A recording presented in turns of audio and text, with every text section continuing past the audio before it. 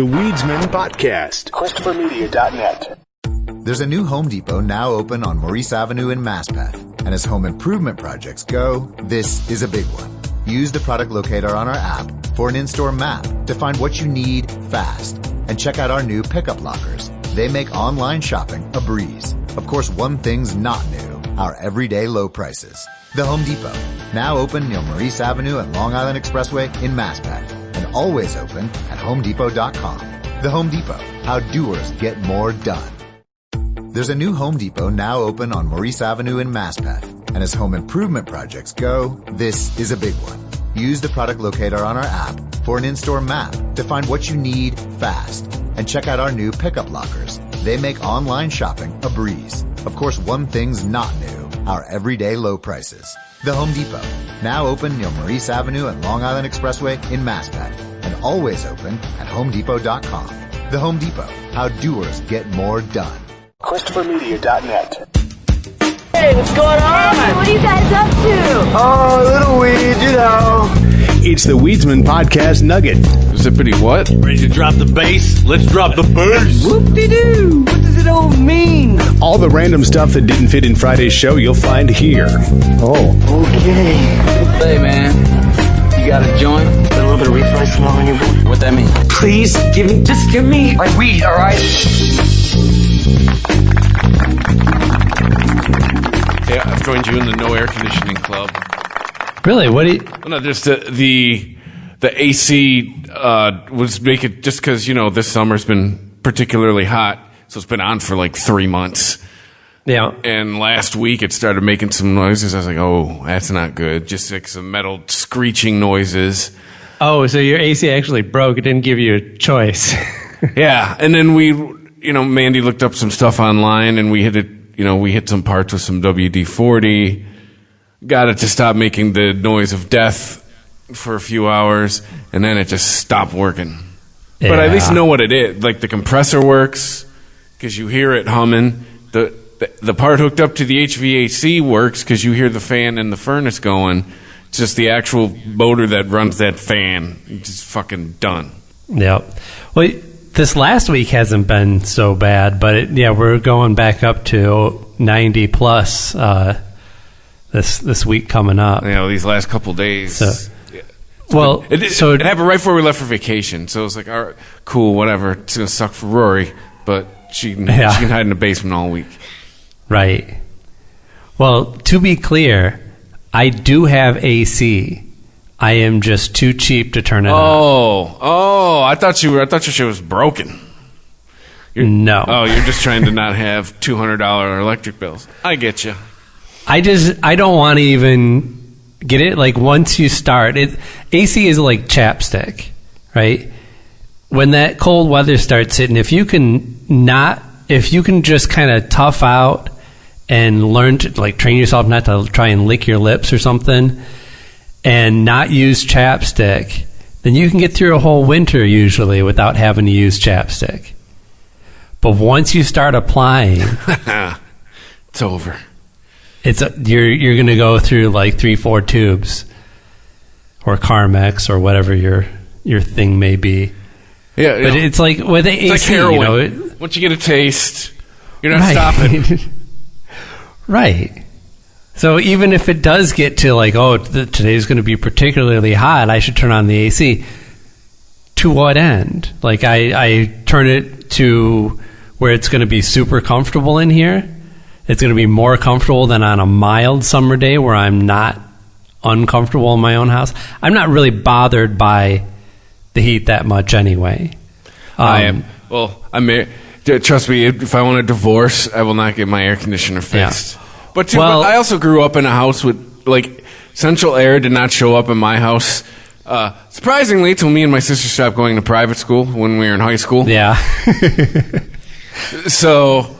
It depends on your house too a lot. I mean, you're pretty exposed. Oh. I've got a little more shade in my area. Sunset is awful every day. That sun just the living room. It beams down on that house all day long and then just pierces the windows at night. And also, your windows are small. and you don't have a ton of them, and you do have like the big picture windows, but they don't open. Oh, like if those things opened, you could get a nice breeze going through They do that now. living room. Oh, really? Yeah, well, that's right. You got your windows done. Yeah. I haven't been to your place since. Actually, I have.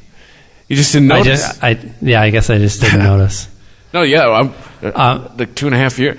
All I know is I'm halfway through been that that long? fucking 5 years, no Okay. interest. Right. I'm 2.5 years away from getting $189 a month back. That's the way I'm looking at it. Nice. Yeah, this house, it's got a decent amount of windows. I can get the circulation going. I have a little bit of shade going for me. The thing is, though, that my bedroom, the whole upstairs, the attic was converted into one big bedroom. And I love it. It's a nice That's right. open You had space. the drug room. Yeah, I have. Yeah, the drug room. It's all sealed off. I've forgotten about that. No, dude, I grew up with no AC and living life like I've been living the last 2 days. Like that. But you're right. It's like heroin. I've had heroin for the last 20 years, and I want more heroin. Yep.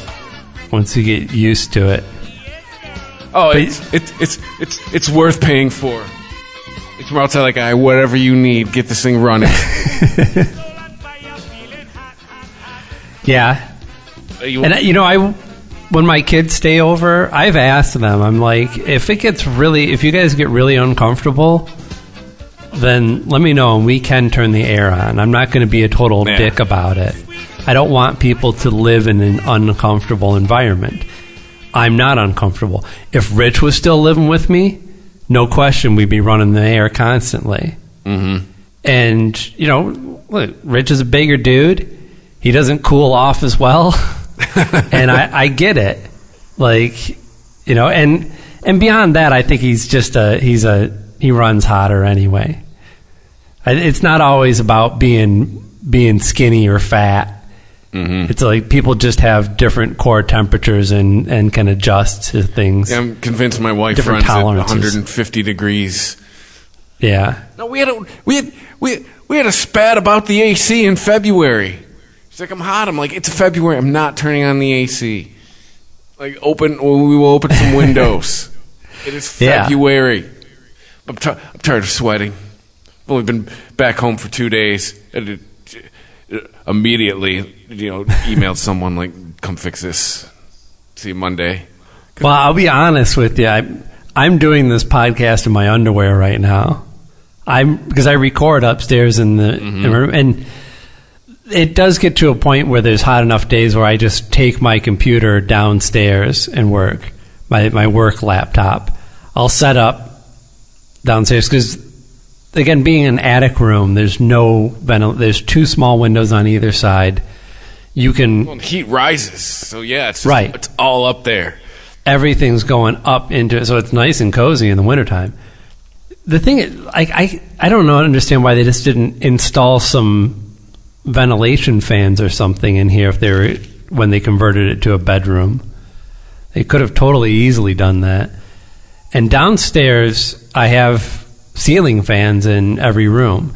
And if you know how to use a ceiling fan correctly, then they will actually save you money on your bills, even accounting for the electricity that they eat up.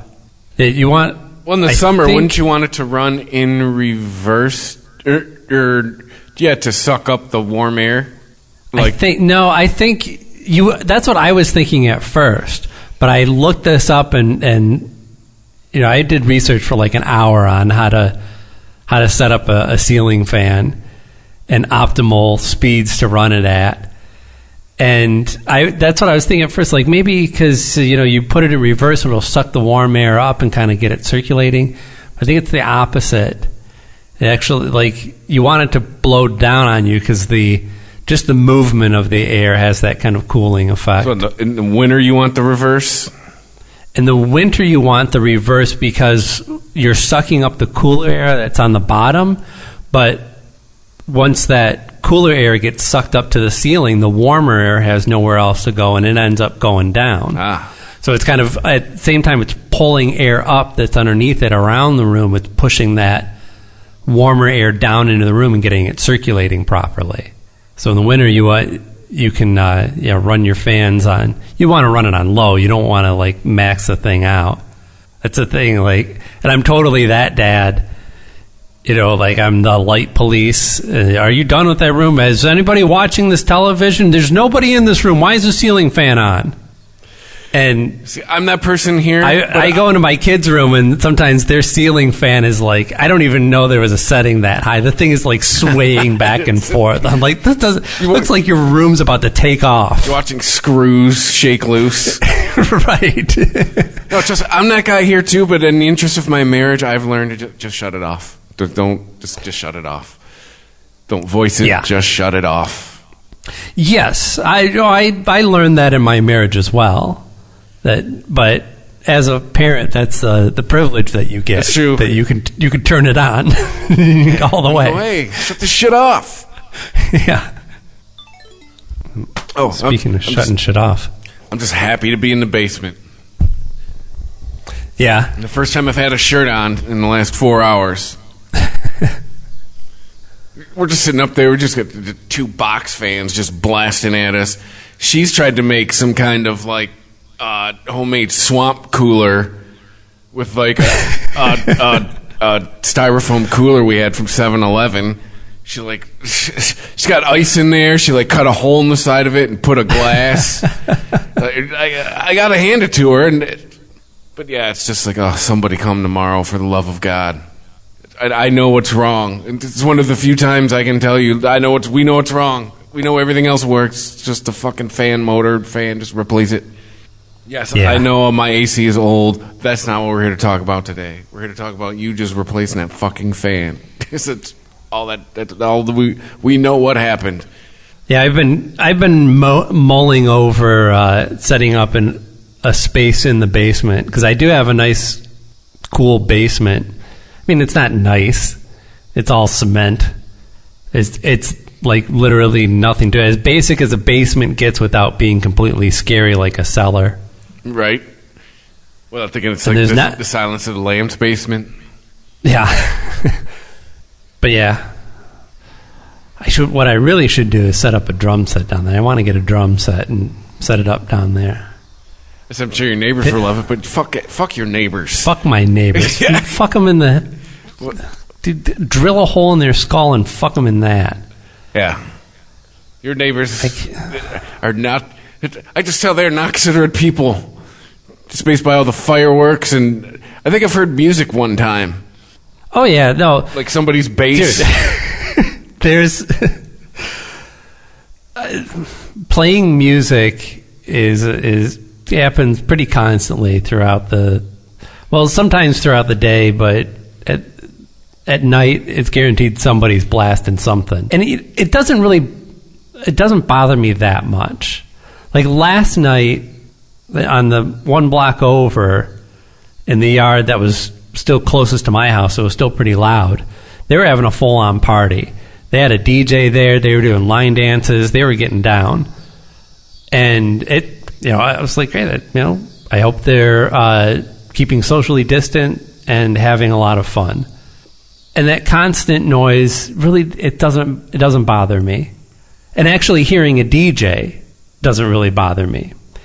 I want to hear 30 seconds of this Travis Tritt song at 11, at both 11 at night and 11 on the dial. And then it's going to be, the worst Eminem song out there or something, but not the whole song. So it sounds like you live among poor white people. Drunk ass people who figured out how to connect their phone to the $200 battery powered speaker that they got in their garage. And it's the worst.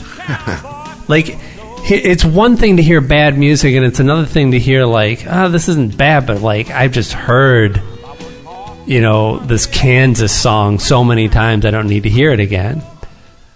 But hearing all this like combination of shit you've heard a million times and bad music, that has no flow to it whatsoever, constantly stops in the middle of a song, and they don't turn off their notifications. So it's bugs me. Whoa, listen to the bing. Yeah, like if you're going to be the quote-unquote DJ, turn your shit off. Put your shit on silent. And then they get drunk and pass out and leave the speaker on and leave their phone connected to it. And then the next morning, it's every 3 minutes, a very loud, high-pitched beep, beep, beep. That, you're bad, like the battery's going low or something, or you're lost connection. Just blasting out into the neighborhood. Like they're fucking passed out on their own couch. And their notifications and their low battery warnings are just blasting out to the whole fucking neighborhood. Oh, and they have a really funny fart-themed ringtone that everyone should hear. With those chipmunk voices laughing out of... That'll interrupt every other song. Yeah. So yeah, I want a fucking drum set. And I'm going to suck so hard at the drums for so long, I will actually have incentive to not get better. The Weedsman Podcast. ChristopherMedia.net. Me, but also you. The Pharaoh fast forwards his favorite foreign film, Powder Donut. Okay, what's my line? The only line I see here on the script is get options based on your budget with the Name Your Price tool from Progressive. Oh man, that's a tongue twister, huh? I'm sorry, I'm gonna need a few more minutes. Bulbous Walrus, the Bulbous Walrus. The Name Your Price tool, only from Progressive. The owl ran afoul of the comatose coxswain. Progressive Casualty Insurance Company and affiliates. Price and coverage match limited by state law. ChristopherMedia.net. The Weedsman Podcast.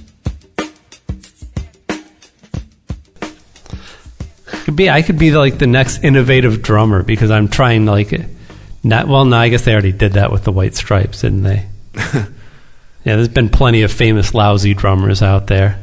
Oh, yeah. One we get away with like, are there any like really super famous lousy guitar players?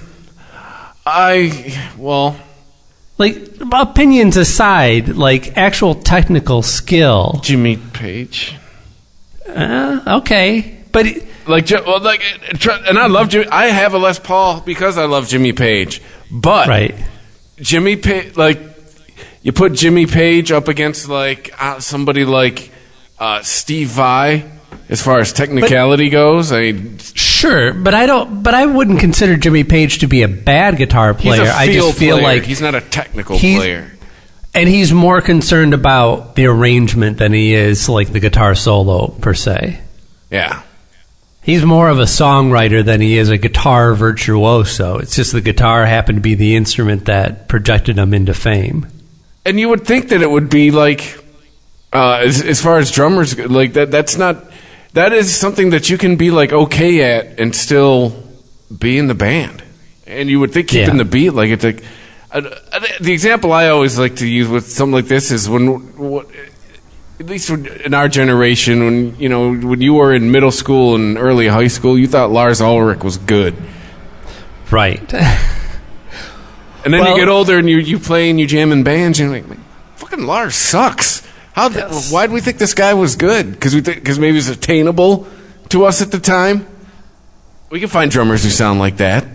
Well, yeah, okay, so Metallica has never been tight per se, but they've always been loud and fast, and that kind of makes up for it, especially if you're a teenager. Yeah.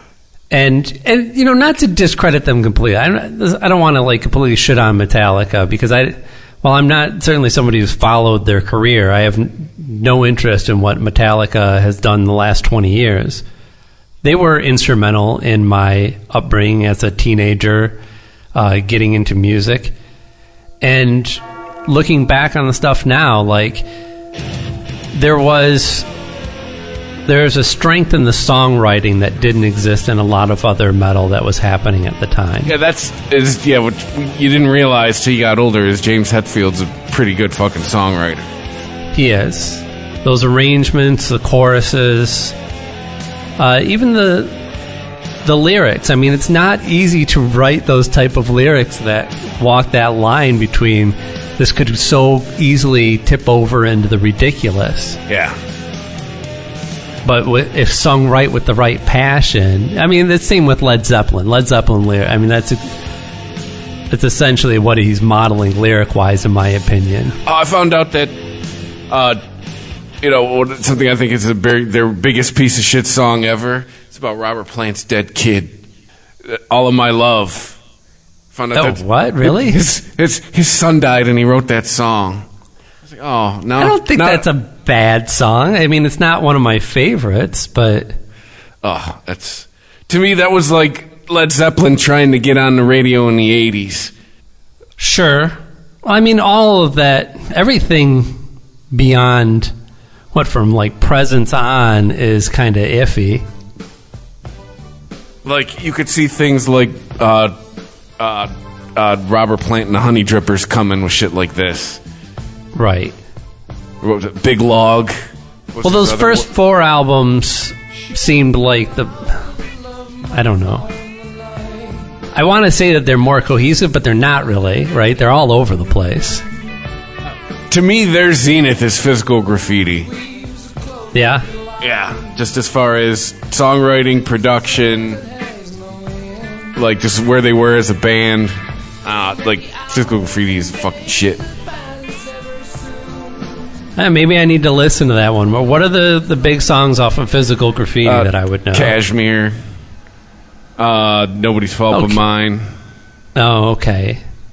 Let me bring it up. Yeah, Cashmere is a good example of Led Zeppelin trying new things and it being really successful. Trampled Underfoot, 10 Years Gone. Those strings in Cashmere were a decision that was made that, I mean, sure, used to be like, back in the day, strings went on everything, right? Mm-hmm. Yeah, Phil Spector was involved, absolutely. Right, and even like, I'm sure when Elvis went, he's like, I got a song about a hound on there, like, okay, where does the string section fit in? No, there ain't no string section in here. No, It's got to be, like, if it's going to be a hit, you got to have strings on it somewhere. That was just what filled out your sound. You didn't have a big sounding radio hit unless it had strings. And part of the evolution of rock music is getting away from all that. Not just the strings, but the whole attitude of, like, there's a certain way to construct a song, and it involves this machine and corporations and songwriters and all this, and separate arrangers. And we were still, like, I think by the 80s, we were probably coming back around to the idea of bigger production. Well, that's good because synthesizers showed up. Right. But to be like, this huge sounding guitar rock band, and to go, what, we're not going to do all this with a bunch of guitar overdub. Let's just get a string section in here. And it works so well. And it doesn't sound like, I don't know. It sounds like Led Zeppelin trying something new and succeeding, where, I mean, at least they did try new things. Yeah. I'll give them credit for that. Not all of them were successful. Yeah. And then this album, I recently learned was half of it was stuff it was an album that they had, and then the rest of it was stuff they had laying around from other albums, and they were like, "Fuck it, double album." Which is why there's a song called "Houses of the Holy" on Physical Graffiti, and not on "Houses of the Holy." That always confused me. Oh, okay. They were the first band to that's a hipster move, right? Having a song that's the name of another album on an album with a different name, or not having the name of your song or in the 70s. Sounds like a hipster thing, but I can't think of another example. Well, in the 70s, didn't you always have to have the name of a song? The name of your album had to be the name of a song. Calling the album "Houses of the Holy" and not having a song on it called "Houses of the Holy." Well, I mean, I guess they already were in with 1, 2, 3, and 4, right? There were no songs called 1, 2, 3, and 4. They are already bucking the trend of album titles. Yeah. So many songs on this that they're just like this song. Oh, yeah.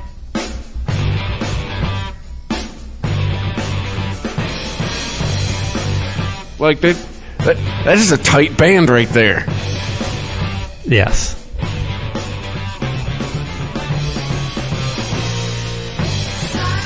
Fucking alcohol. Why do you have to take John Bonham away from us?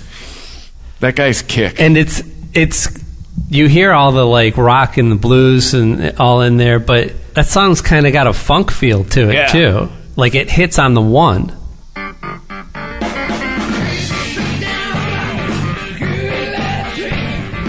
And that's like straight up funk disco beat. But it works. It doesn't sound like, oh, this is a rock song with a disco twinge. It's like incorporating elements of music and saying, how can we make this into a Led Zeppelin song? Yeah, because it's a straight 4 on the floor rock.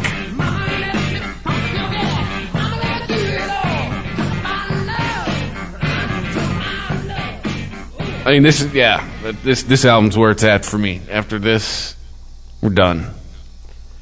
Yeah, you make a strong argument. I've always been a fan of the earlier stuff, but I'm going to sit down and listen to Physical Graffiti again. Cause it's like, I'm sure I've heard all of the stuff on it. I just don't know if I've ever sat down and listened to the album. As far as their production, like I said, I've always said, like, they should not have continued to produce rock music past 1970s. As far as production, they should have stopped all the production there. This is how rock music should sound forever. Drums, bass, guitar. I think Dave Grohl built a studio based on that. I remember reading it was in like the late 90s. He built it. They called it state of the art circa 1974 studio in his house. So they'd all have all the music he recorded would have that, you know, that 70s rock production feel. Yeah. Why didn't he he bought one of the big studios. Sun Studios or something. I can't remember. There's a documentary on it. Oh, wasn't that? Yeah, it was that thing he did. In, what was it, like the Sound City? Sound City, yes. Yeah, that was it. You know, when I was in high school, all the metalheads, all the burnouts, everyone, they all loved Led Zeppelin. Mm-hmm. They all owned at least one Led Zeppelin T-shirt. They all thought Led Zeppelin was like, they were the gods. They were the heirs of all the stuff that they loved that was being made at that time. The Metallica, the Megadeth, the Anthrax, all that stuff. And I swear to God, I only ever heard them listen to Zoso. God damn, really? That's the only album I ever heard any of those burnouts play. It was the fourth album over and over and over again. Because my next favorite is Houses of the Holy. Like, to me, Zoso is down at the fucking Zoso is so bottom. Fucked out. Yeah, that's why. It's so fucked out that I can't. It's like annoying to listen to now. I'm like, yes, I know how it goes. Speaking of funk songs, this song.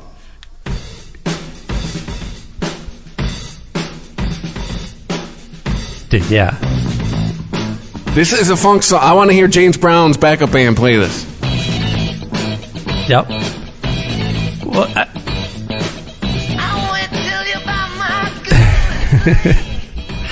he's kind of doing like a James Brown voice too, isn't he? Yeah, and this song's about a troll under a bridge.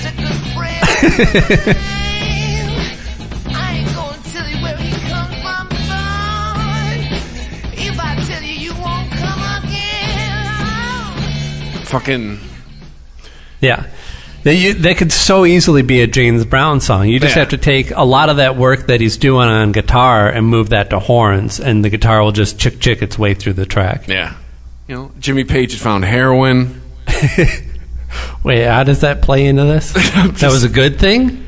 Well, I said, I like, to me, the mid-'70s, the 73 through like 76 is where it's at for Zeppelin. But I just want, like, are you saying that heroin made him better, or was it getting off heroin that made him better? It was, you know, I think mid-heroin, that's when Zeppelin was rocking.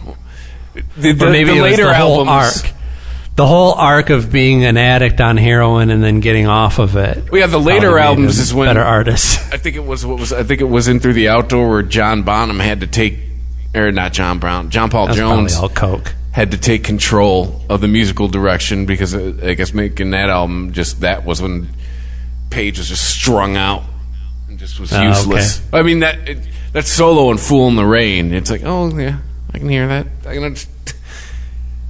He's just like, oh, every time I hear that, I'm like, that was the best take, huh? Like some of those runs he tried to do. It's like, ooh. But maybe that's what made him accessible to people.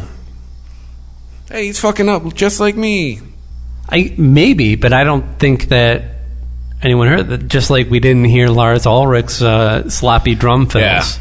We heard, and I don't know. Maybe that's the better, more pure way to listen to music. Is like, how does the final product affect you? Not, do you need to pull it apart and analyze everything till it's like no longer a thing of mystery anymore? Yeah. I don't know.